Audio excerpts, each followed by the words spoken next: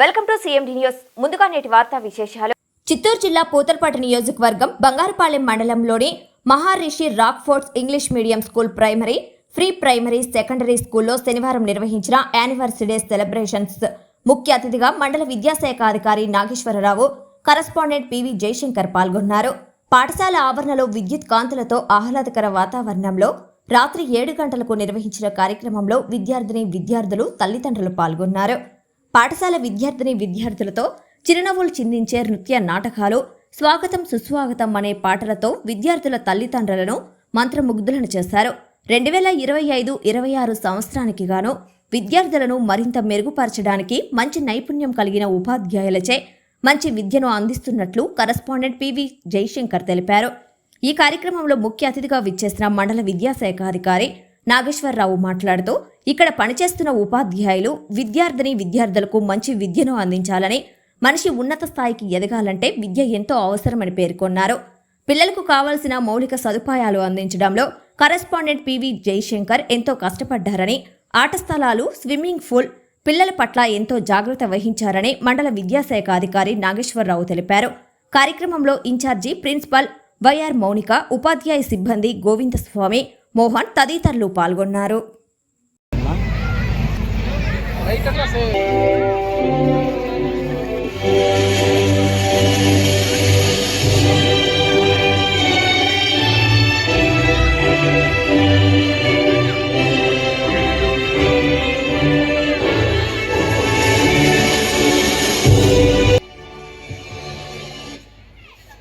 Join your hands together for brave girl Bhavya Sri N. గట్టిగా మీకు చేపట్టతో వచ్చినారని అభినందనకు వచ్చినాం. Give a big applause.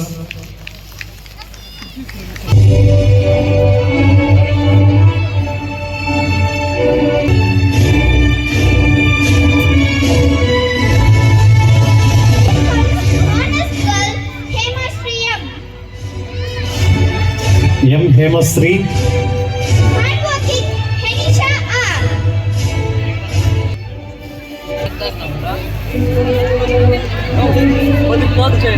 యాజమాన్యం యూట్యూబ్ ఛానల్ లైవ్ టెలికాస్ట్ జరుగుతుంది.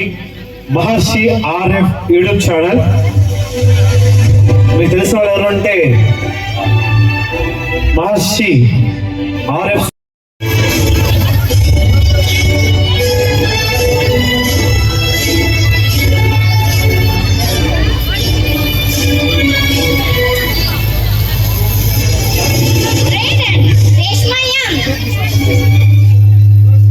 ఎం రేష్మ,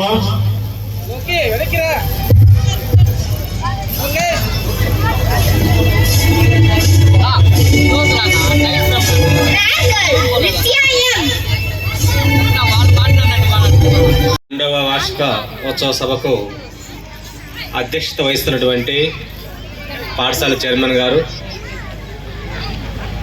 అదేవిధంగా వారి యొక్క కుటుంబ సభ్యులకు, సార్ యొక్క మిత్రులకు, మరి పాఠశాల పనిచేస్తున్నటువంటి ఉపాధ్యాయ బృందానికి,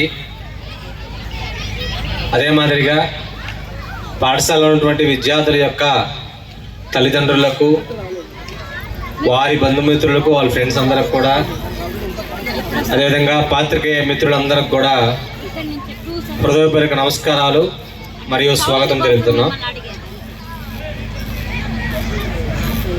ప్రస్తుత యుగంలో విద్య యొక్క ఆవశ్యకత చాలా ఎక్కువ అని చెప్పేసి సందర్భంగా తెలియజేస్తున్నాను.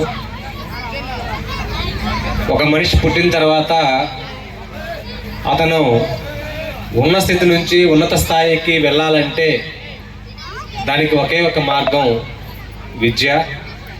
ఆ విద్య అనేది విద్యార్థులకు వేరు ప్రదేశాల్లో, వేరు ఇన్స్టిట్యూషన్లో అందిస్తూ ఉంటారు.